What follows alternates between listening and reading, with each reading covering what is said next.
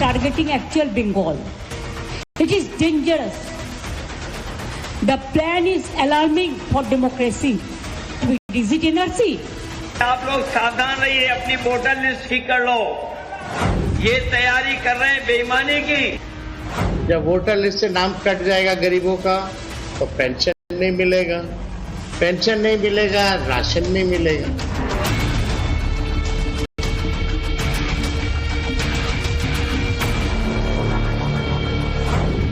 Disenfranchisement, disempowerment is the worst attack on the basic structure of the Constitution. मैं चेतावनी दे रहा हूं चुनाव आयोग, ये सत्ता आने जाने वाली थी। जब इनके पास 300 सीटें थी तब हम नहीं डरे, ये 240 पे हैं, आप क्यों इनकी गुलामी कर रहे हैं? तो ये एनआरसी हुआ नहीं हुआ बताओ हमारे को।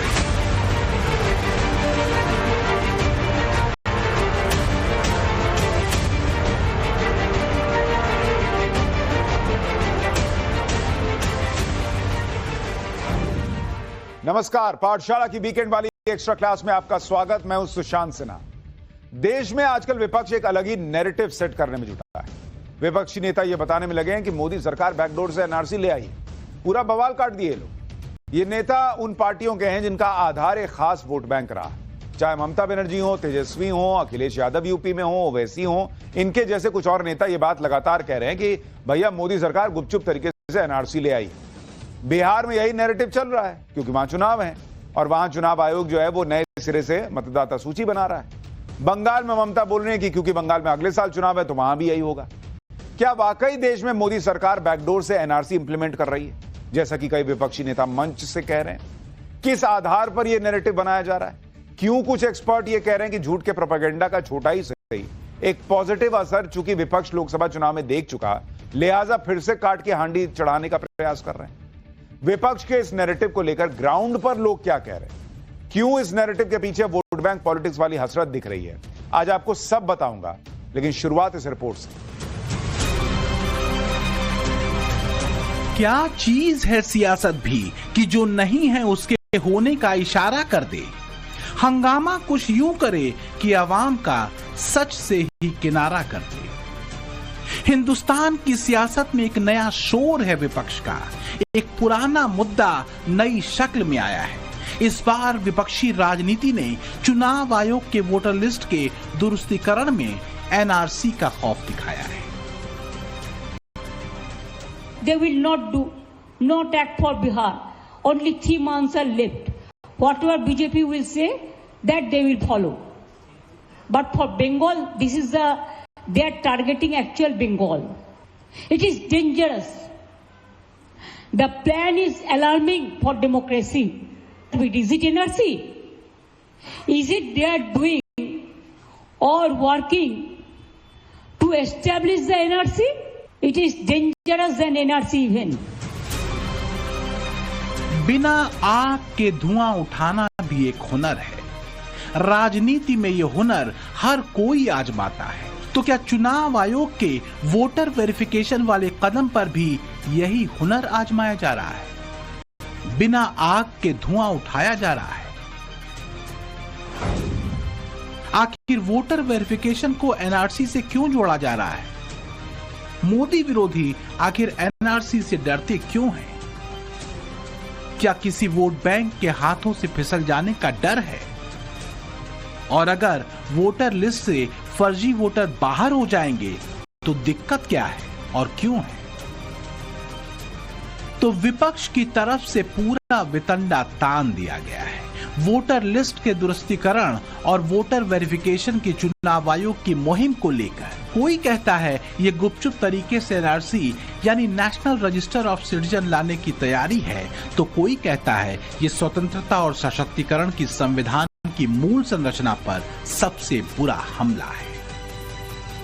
Disenfranchisement, disempowerment is the worst attack on the basic structure of the Constitution. Today, every vote counts, even if you wrongfully delete or wrongfully add a single voter. It is creating a non-level playing field. That affects elections. That affects democracy. अब जरा ये समझिए कि बवाल शुरू हुआ कहां से। और कैसे चुनाव आयोग के गंभीर कदम को एक अलग ही तरह के नैरेटिव से जोड़ने की कोशिश शुरू हो गई। ये मुद्दा है बिहार में हो रहे वोटर वेरिफिकेशन का। मोदी, शाह, योगी पर आरोप लगाने वालों के निशाने पर सीधे चुनाव आयोग आ गया। चुनाव आयोग पर सिर्फ आरोप ही नहीं लगाए जा रहे हैं, बल्कि धमकी भरे अंदाज में भला बुरा भी कहा जा रहा है। सत्ताधारी दल जितने हैं सब चुप हैं, क्योंकि जो साजिश करता है वो क्या बोलेगा। साजिश करने वाले वही लोग हैं। गरीब का वोट कटवा रहा है भाजपा वाला लोग, नीतीश जी के लोग, ताकि गरीब को पेंशन नहीं मिले, राशन नहीं। इसी साल बिहार में विधानसभा चुनाव होने हैं। चुनाव आयोग वोटर लिस्ट को अपडेट करने में लगा हुआ है ताकि कोई वोटर छूट न जाए और फर्जी वोटिंग को रोका जा सके। इसके तहत घर घर सर्वे करके वोटर लिस्ट अपडेट की जा रही है। यह अभियान 25 जून से शुरू हुआ और 26 जुलाई तक चलेगा। इसके बाद 1 अगस्त को वोटर लिस्ट के ड्राफ्ट का प्रकाशन होगा। इसके बाद इसे लेकर दावे और आपत्तियों को 1 अगस्त से 1 सितंबर के बीच लिया जाएगा। 30 सितंबर को फाइनल वोटर लिस्ट का प्रकाशन होगा।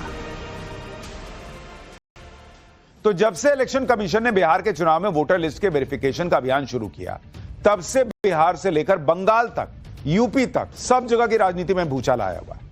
विपक्ष इस अभियान पर सवाल उठाते हुए आरोप लगा रहा है कि इलेक्शन कमीशन का यह अभियान गरीब, पिछड़े, दलित वोटर्स के नाम वोटर लिस्ट से काटने की साजिश है। कोई विपक्ष का नेता तो कह रहा है कि वोटर लिस्ट बदलने के पीछे साजिश जो है वो विपक्ष को हराने की है। मैं आपको कैसे पता आपके ही वोटर का नाम कटेगा? ये कैसे पता? यानी इसका मतलब सबको सब पता कि कौन किसको वोट दिया है, उस हिसाब से नाम काट रहे हैं। उनके वोट बैंक को खत्म करने का आरोप लगा रहे विपक्ष। तो कोई ये नैरेटिव तेजी से फैला रहा है कि वोटर लिस्ट में सुधार प्रक्रिया तो बहाना है, असल में साजिश बैकडोर से एनआरसी लाकर इंप्लीमेंट करने की। आप समझ रहे हैं कि विपक्ष का पॉलिटिकल गेम किस लेवल पर चला गया है और एनआरसी वाली लाइन पर किसको भड़काने की कोशिश है। एनआरसी वाली लाइन पर बरगलाया और भड़काया किसको जाता रहा पता नहीं है।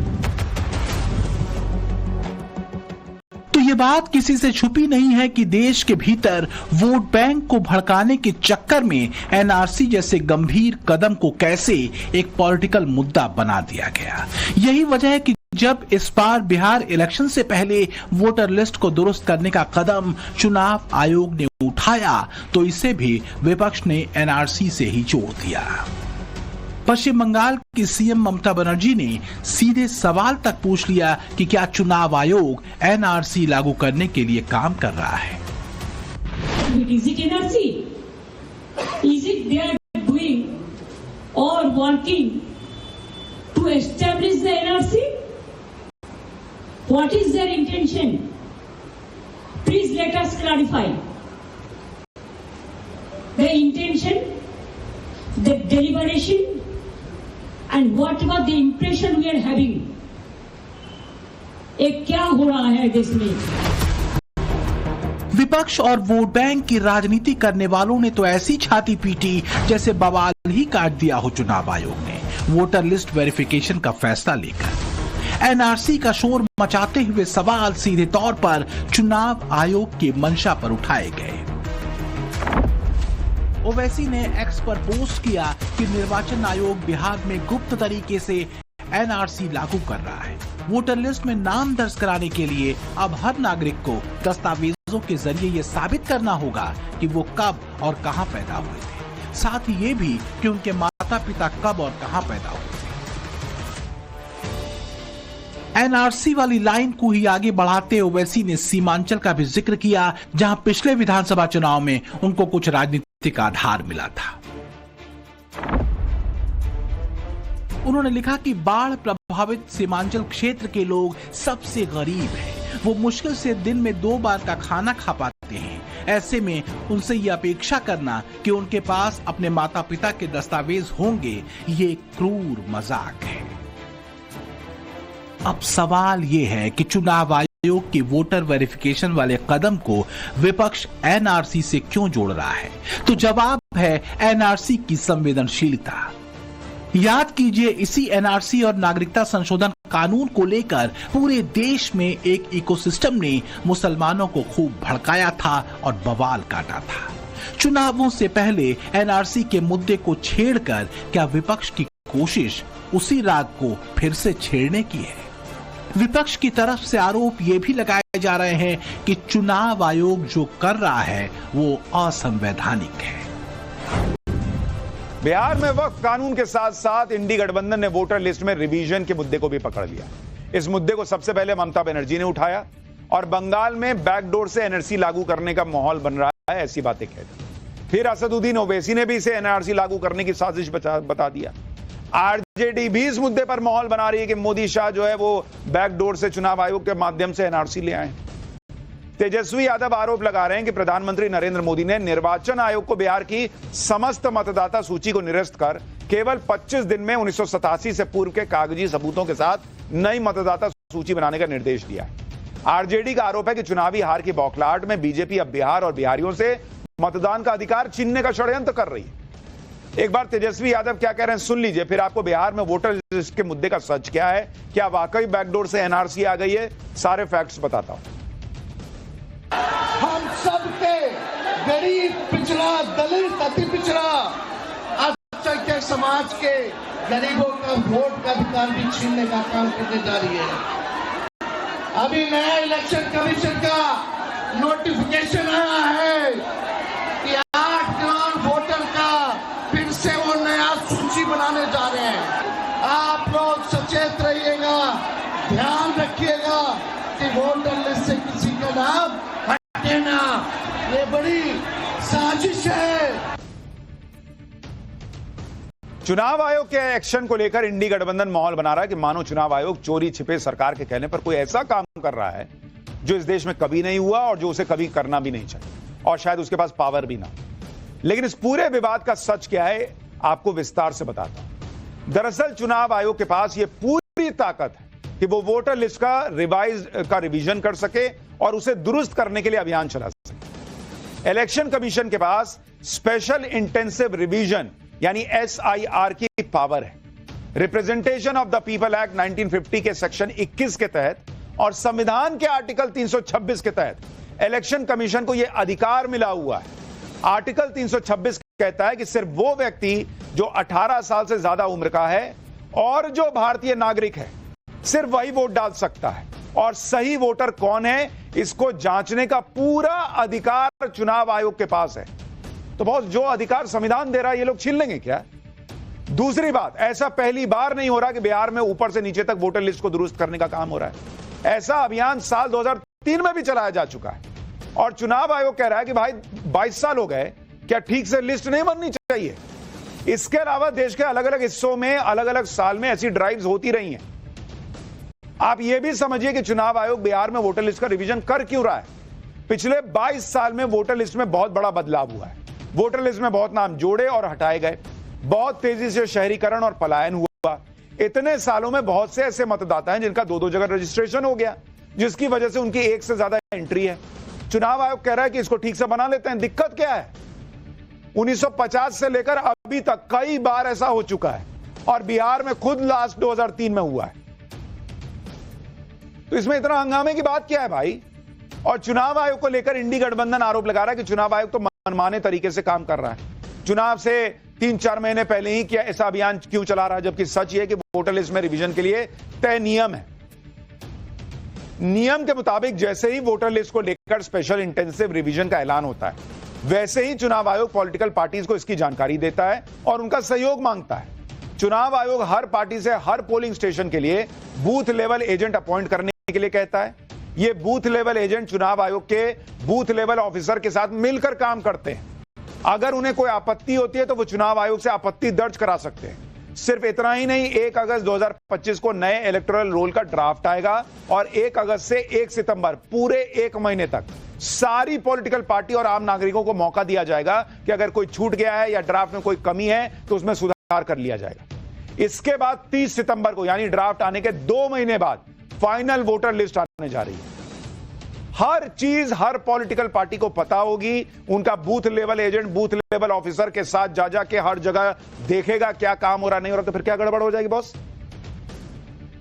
और इनका ही वोटर कैसे गायब हो जाएगा लिस्ट से? इनको इतना कॉन्फिडेंस कैसे है? बीजेपी का क्यों नहीं गायब हो जाएगा? बीजेपी को पता है कि कौन हमको वोट देता है, कौन नहीं देता है।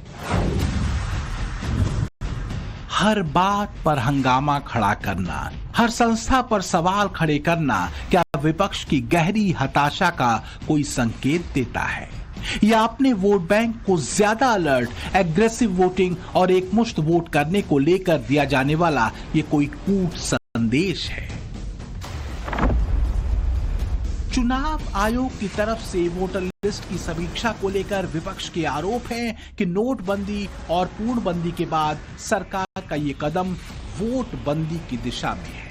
ये वोटर्स के वोटिंग राइट यानी मताधिकार को छीनने की साजिश है और बैकडोर से वास्तव में एनआरसी लागू करने की चाल है। आप बीएलओस को अनब्रिडल्ड पावर्स दे दिए, अनब्रिडल्ड पावर्स दे दिए कि वो अगर जाएगा, कोई घर पे नहीं मिलेगा तो वो रिपोर्ट कर सकता ईआरओ को, एईआरओ को, और एईआरओ उस केस को रिफर कर देगा कॉम्पिटेंट अथॉरिटी को सिटीजनशिप एक्ट 1955 के तहत। तो ये एनआरसी हुआ नहीं हुआ बताओ हमारे को। लेकिन बात सिर्फ बिहार की नहीं है, क्योंकि आने वाले समय में चुनाव आयोग अपने इसी फॉर्मेट पर बाकी राज्यों की वोटर लिस्ट को दुरुस्त करेगा। जाहिर है अगर वोटर लिस्ट वेरिफिकेशन तरीके से नहीं होगा तो बोगस वोटिंग या फर्जी वोटिंग की आशंका बनी रहेगी। लेकिन चुनाव आयोग इसे ही दुरुस्त करना चाहता है, लेकिन विरोध खूब है। इसमें कांग्रेस से लेकर समाजवादी पार्टी, आरजेडी, वामपंथी पार्टियां और तृणमूल कांग्रेस तक सवाल उठा रही हैं। जब वोटर लिस्ट से नाम कट जाएगा गरीबों का तो पेंशन नहीं मिलेगा, पेंशन नहीं मिलेगा, राशन नहीं मिलेगा, तो इनके साथ भारत की सरकार क्या करेगी? जब वोटर लिस्ट से नाम ही कट जाएगा तो यानी वो भारत के नागरिक नहीं होंगे। तो सवाल तो यह पैदा होता है कि इनको कहां भेजेगी? ये बहुत गंभीर मामला है। स्पष्ट मतदान होगा। अब सच्चाई ये है कि विपक्ष का दुकान बंद होने वाला है करके उनको डर है कि हमारा बोकस मतदाता जो था अब रहेगा नहीं, अब तो दूध का दूध पानी का पानी होगा। इसीलिए लोग भय खा के बात कर रहे हैं। अगर हमारा मानना है कि चुनाव का अच्छा कर दूं। बीजेपी कह रही है कि पहले जो लोग ईवीएम के नाम पर हाय तौबा मचाते रहे, वोट लिस्ट फिक्सेशन का आरोप लगाते रहे, वही अब वोटर लिस्ट पर एनआरसी वाली अफवाह फैला रहे हैं। सारे मोदी विरोधी सवाल उठा रहे हैं कि वोटर लिस्ट बदलकर उन्हें हराने की साजिश हो रही है। आज तक तो कहते थे कि ईवीएम में खेला करके ये सब होता है, अब कह रहे हैं कि वोटर लिस्ट में गड़बड़ी करके होता है। कभी कहते हैं वोट डालने के वक्त होता है। अरे मन तो बनाइए, होता कब है? ईवीएम हैक करके होता है तो वोटर लिस्ट में गड़बड़ी की जरूरत क्या है? वोटर लिस्ट में गड़बड़ी हो रही है तो फिर मानिए कि ईवीएम में गड़बड़ी नहीं होती है। लेकिन जब जैसा मन वैसा स्क्रिप्ट चला देना है। चुनाव आयोग पर इंडी गठबंधन यह भी सवाल उठा रहा है कि चुनाव आयोग ने अपने फॉर्म में तीन एज ग्रुप रखे। साल 1987 से 2004 के बीच पैदा हुए लोगों से उनके दस्तावेज और माता पिता के दस्तावेज क्यों मांग रहे हैं? चुनाव आयोग ने 1987 और 2004 का ही कट आउट डेट क्यों चुना? इसकी वजह भी समझिए। जिन 3 कट ऑफ डेट की बात कही जा रही है वो कहीं और नहीं बल्कि सिटीजनशिप एक्ट में लिखा हुआ है। चुनाव आयोग ने अपने मन से कोई तारीख तय नहीं की है। और जहां तक माता पिता के डॉक्यूमेंट दिखाने की बात है तो यह भी सिटीजनशिप एक्ट में लिखा है कि जिस व्यक्ति के माता पिता दोनों भारतीय हैं वो खुद भारतीय होगा पैदाइश से। तो भाई ये सिटीजनशिप एक्ट इतने साल आपकी सरकार थी, फाड़ देते, खत्म कर देते, उसको रद्द कर देते कि नहीं माता पिता के भारतीय होने का सबूत नहीं दे सकते। कानून में साफ लिखा है कि भारत के नागरिक को ही वोट देने का अधिकार होता है। उसके हिसाब से चुनाव आयोग काम कर रहा है। और माता पिता भारत के नागरिक हैं ये साबित करने के लिए कुछ डॉक्यूमेंट दिखाइएगा कि खाली कह दीजिएगा कि मेरे माता पिता भारतीय हो गया। आप ये भी देखिए कि चुनाव आयोग वोटरों से जो फॉर्म भरवा रहा है उसके फॉर्म के साथ साथ कौन से डॉक्यूमेंट मांग रहा है जिसमें इनको दिक्कत हो रही है। चुनाव आयोग कह रहा है पासपोर्ट लगा दो, बर्थ सर्टिफिकेट है तो दे दो, बोर्ड या यूनिवर्सिटी से जारी एजुकेशन सर्टिफिकेट है तो दे दो, फैमिली रजिस्टर में तो नाम होगा वो दे दो, सरकार की तरफ से कोई जारी जमीन या हाउस अलॉटमेंट का सर्टिफिकेट है तो वो दे दो, कोई पेंशन ऑर्डर दे दो, सरकार की तरफ से जारी कोई आइडेंटिटी कार्ड दे दो, सर्टिफिकेट डॉक्यूमेंट कुछ तो होगा किसी local authority, bank, post office, LIC से जुड़ा कोई डॉक्यूमेंट दे दो, राशन कार्ड दे दो। ऐसा कौन प्राणी है इस देश में भाई जिसके पास कोई डॉक्यूमेंट नहीं है, वो देश का नागरिक भी है? कोई सरकारी योजना का लाभ नहीं ले रहे हो, कहीं तो जाते होगे, ट्रेन का टिकट कटाते होगे, कोई तो चीज करते हो, कहीं तो डॉक्यूमेंट दिखाते होगे, कोई डॉक्यूमेंट नहीं है तुम्हारे पास। ऐसे कैसे चल रहा है भाई? और ये इतना लिस्ट दिया हुआ कि इसमें से कुछ दे दो सब मान लेंगे, लेकिन नहीं। अपनी पहचान को साबित करने के लिए हर व्यक्ति के पास इनमें से कोई ना कोई डॉक्यूमेंट तो होता ही है, लेकिन बवाल खड़ा करना है तो करना है कि बाप रे बाप ऐसा डॉक्यूमेंट मांग लिए कि अब तो NRC हो रहा है बैकडोर से। बिहार में वोटर वेरिफिकेशन होने के बाद दूसरे चुनावी राज्यों में भी ये पूरा किया जाएगा, ये तय है। 2027 में यूपी में विधानसभा चुनाव है, लिहाजा यहां पर भी अखिलेश यादव लोगों को सावधान कर रहे हैं। आप लोग सावधान रहिए, अपनी वोटर लिस्ट ठीक कर लो। ये वोटर लिस्ट ठीक करिए अपनी। अभी हमने सुना है कि बिहार में 1 लाख वॉलंटियर तैयार किए उन्होंने, वोट बढ़वाने के लिए, वोट घटवाने के लिए 1 लाख वॉलंटियर। वोटर लिस्ट एक तरीके से नई बनेगी, ये तैयारी कर रहे हैं बेईमानी की। लंबा सत्ता वनवास बड़ा बेचैन कर देता है, बेचैनियां काटे नहीं करती। तो क्या NRC का शोर वास्तव में हर चुनावी मौसम से पहले हार के बहाने खोजने की विपक्षी प्रक्रिया का हिस्सा है? वैसे भी कथित सेकुलर पार्टियों के लिए NRC वो राग है जो चुनावी माहौल में वोट बैंक को एकमुश्त करता रहा है। सेकुलरिज्म के नाम पर मजहबी लाइन की पॉलिटिक्स खूब कसी जाती रही है। अब आपको यह भी समझना चाहिए कि जिस NRC को लेकर इतना बवाल काटा जाता रहा है वो क्या है। देखिए, NRC होता है नेशनल रजिस्टर ऑफ सिटीजन्स, यानी इसे आप एक तरह से वैध दस्तावेज मान सकते हैं कि भाई जिसका नाम इस रजिस्टर में है वो इस देश का नागरिक। इससे एक फायदा होता है कि देश के भीतर मौजूद घुसपैठियों और शरणार्थियों का भी पता चल जाता है। तो NRC आगे तो दिक्कत क्या है? लेकिन बीते कुछ सालों में विपक्ष ने एक वोट बैंक की राजनीति में ऐसा प्रोपेगेंडा फैलाया और लोगों को भरमाया कि NRC का नाम आते ही वोट बैंक भड़क जाता है, और अगर वोट बैंक मौजूदा सरकार से भड़केगा तो जाहिर फायदा विपक्ष का होगा। यह तो एक बात हुई। अब दूसरी बात की, क्या वोटर लिस्ट का रिवीजन वास्तव में NRC है जैसा विपक्ष कह रहा, आरोप लगा रहा है?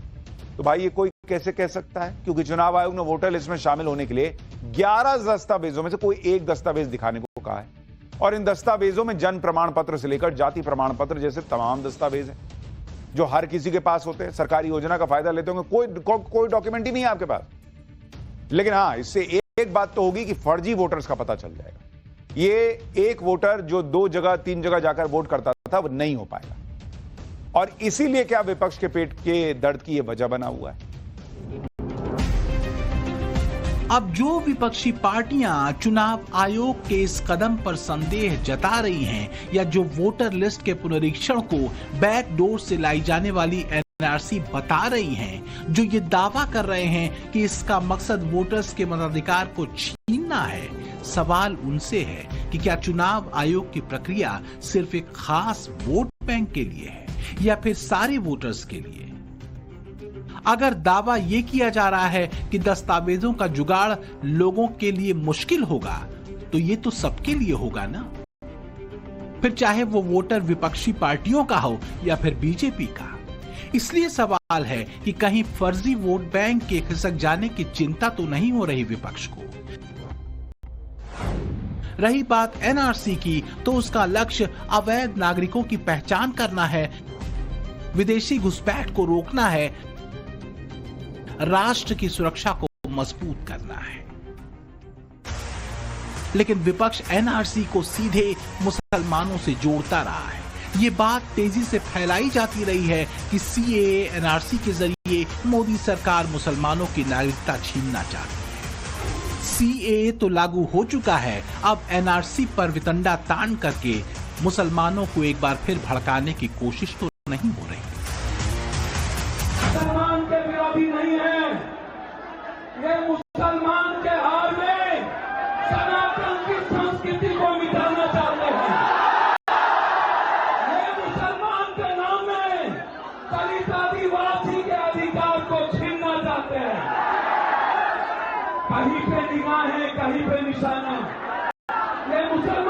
कुछ नहीं कर सकते। जिसका इतिहास हजरत हुसैन का हो, हमें नहीं पता। कुर्बानी का इतिहास बहुत बड़ी ताकत है। डर फैलाना, संदेह पैदा करना और राजनीतिक लाभ लेना, क्या विपक्ष अपनी चुनावी रणनीति को अब ऐसे ही कस रहा है? जबकि चुनाव आयोग ये बात बार बार कह चुका है कि वोटर वेरिफिकेशन या वोटर पुनरीक्षण की पूरी कवायद के जरिए उसकी कोशिश वोटर लिस्ट को दुरुस्त करने और फर्जी वोटर्स के नामों को हटाने की। वहीं बीजेपी आरोप लगाती रही है कि विपक्ष चुनाव आयोग के ऊपर सवाल इसलिए उठा रहा है क्योंकि रोहिंग्या बांग्लादेशी घुसपैठिए वोटर लिस्ट से बाहर हो जाएंगे। लंबे समय में घुसपैठियों को विपक्षी पार्टियों ने वोटर बना दिया। तो बिहार में चल रहे वोटर वेरिफिकेशन की प्रक्रिया पर हमने लोगों से बातचीत की और ये जाना कि आखिर वो क्या सोचते हैं। सुनिए जरा। ना, ये तो सही है। मान लीजिए कि फर्जी वोटर कार्ड, फर्जी सब लेके लोग गलत तरीके से काम करते थे ना। ठीक है, ये तो हमेशा समझिए कि 10-20 साल पर होते रहना चाहिए। सरकार का फैसला देखा है तो बहुत अच्छा है, क्योंकि बहुत सारे ऐसे फर्जी वोटर हैं जिनका इलेक्शन टाइम में मिसयूज भी होता है। तो ये हमारे हिसाब से बहुत अच्छा फैसला है कि कम से कम फर्जी लिस्ट हट जाएंगे, जेन्युइन इलेक्शन हो पाएगा। हम लोगों को तो कोई खास परेशानी है नहीं। चुनाव के पहले ये कराना उचित नहीं लगता है, इसमें साजिश की बू लगती है। नहीं, ये तो गलती है ना, ये कहाँ से सही लग रहा है? अब बताइए, उम्र मेरा 24-25 साल हुआ, अब 11-12 साल से हम डॉक्यूमेंट से ढूंढने में लगे हुए हैं। अब क्या सही है क्या गलत, उसका समय सरकार दे कहाँ रहा है? एक चीज खत्म नहीं हो रहा है, दूसरा चीज लाके सामने खड़ा कर दे रहा है, ये वेरिफिकेशन करा, वो वेरिफिकेशन करा। जो शिक्षक आज भी जो अशिक्षित नहीं हो पाए, 70% लोग आज भी उसमें से अशिक्षित हैं, वैसे लोगों का वोट का अधिकार जो है छीना जाएगा। तो मेरे हिसाब से सरकार को इस पे सोचना चाहिए, ठीक है, एक बार राय करना चाहिए। बिल्कुल हम लोग इसके फेवर में नहीं है ना। डॉक्यूमेंट्स लोग कर ही नहीं कर पाएगा, पॉसिबल ही नहीं है। समझ से बाहर हम लोग का है। जो डॉक्यूमेंट खोजे जल्दी हम लोग को मिलेगा नहीं। क्लियर बात। पासपोर्ट है तो पासपोर्ट का हम लोग का 1990 का है, उसके बाद से 2014 का है सब है, और जो डॉक्यूमेंट खोजेंगे तो जल्दी होगा नहीं भाई। सबसे बड़ी परेशानी है कि इतना कम टाइम दिया गया कि जो लोग बाहर हैं उन लोग को बुलाना, वो भी इस टाइम में, अभी जो फेस्टिवल का टाइम चल रहा है वो इतना जल्दी संभव नहीं है कि इतना जल्दी बुलाया जा सके। एक मुद्दा जो बड़ा गंभीर रहा है वो है देश की आंतरिक सुरक्षा का। एनआरसी उसी सुरक्षा को मजबूत करने की दिशा में एक कदम था, जिसे विपक्षी राजनीति ने वोट बैंक को भड़काकर अलग ही रंग दे दिया। तो क्या इस बार भी एनआरसी के मुद्दे को हवा देकर चुनाव आयोग के कदम को सवालों और संदेह के घेरे में लाकर खड़ा करने की कोशिश की जा रही है? एक चीज आप खुद देखिए, ठंडे दिमाग से विश्लेषण करिए कि विपक्ष घूम घूम के भ्रम या प्रोपेगेंडा फैलाने वाली राजनीति पर ही क्यों आता है। मतलब पूरा पैटर्न दिखेगा। 2019 में कैसे सीए एनआरसी के नाम पर बवाल कटा शाहीन बाग जमा था, उस समय भी एक वोट बैंक को भड़काया गया। खूब चला था कागज नहीं दिखाएंगे वाला नारा। सीए पास भी, कानून भी बन गया, लागू भी हो गया, किसी भी की नागरिकता गई क्या? और इतना दूर क्यों जाना? 2024 का लोकसभा इलेक्शन देख लीजिए। प्रोपेगेंडा था कि भाई मोदी आएंगे, संविधान खत्म कर देंगे, आरक्षण खत्म कर देंगे। राहुल गांधी तो एकदम दौड़िए गए पूरा, नफरत के बाजार में मोहब्बत वाली दुकान खोलने के लिए। कांग्रेस की टैगलाइन यही ना थी। मोदी ने संविधान तो बदला नहीं, हाँ कथित मोहब्बत की दुकान खुलते खुलते बंद जरूर हो गई। विपक्ष के लिए असल मुद्दा है सत्ता वाली बेचैनी। जब कोई गवर्नेंस मॉडल ना हो, जब कोई बेहतर रिपोर्ट कार्ड ना हो, तो क्या करिएगा? तब पॉलिटिकल प्रोपेगेंडा चलता है। क्या एनआरसी के नाम से वही पॉलिटिकल प्रोपेगेंडा बेचा जा रहा है क्या? बीते करीब 11 सालों में 3 लोकसभा चुनाव और कई राज्यों के विधानसभा चुनावों में मिली हार दर हार ने कई घरेलू विपक्षी पार्टियों की राजशाही को नेपथ्य में डाल दिया है। समाजवाद से लेकर जनता का दल होने के दावे लोकतंत्र में खुद जनता ने ही खंडित कर दिए हैं। हार की घनीभूत पीड़ा ने कई बार चुनावी प्रक्रियाओं तक पर सवाल उठाते अपनी हार की तस्वीर को ढकने की कोशिश की है। 5 साल में जितने वोटर लिस्ट में ऐड किए गए थे, उससे ज्यादा वोटर महाराष्ट्र में 5 महीनों में ऐड हुए हैं। 32 लाख वोटर्स विधानसभा 2019 एंड 2024 के बीच में। 39 लाख वोटर्स, मतलब हिमाचल का जो पॉपुलेशन है वो ऐड कर दिया लोकसभा 2024 एंड विधानसभा 2024 के बीच में। ये पहला सवाल है। ये जो एडिशनल वोटर्स ऐड किए हैं, ये हैं कौन, ये कहां थे और ये कहां से आए? महाराष्ट्र में चुनावी धांधली के आरोपों को लेकर बीते महीने ही दायर की गई एक शख्स की याचिका को बॉम्बे हाई कोर्ट ने खारिज किया है। इतना ही नहीं, हाई कोर्ट ने बड़े ही सख्त लहजे में यहां तक कह दिया कि इसमें कोई संदेह नहीं कि याचिका खारिज की जानी चाहिए। इस याचिका पर सुनवाई में कोर्ट का पूरा एक दिन व्यर्थ गया। हालांकि याचिकाकर्ता पर जुर्माना लगाया जाना चाहिए था, लेकिन हम ऐसा करने से परहेज कर रहे हैं। चुनावी माहौल में चुनावी शोर उठते हैं और खत्म हो जाते हैं।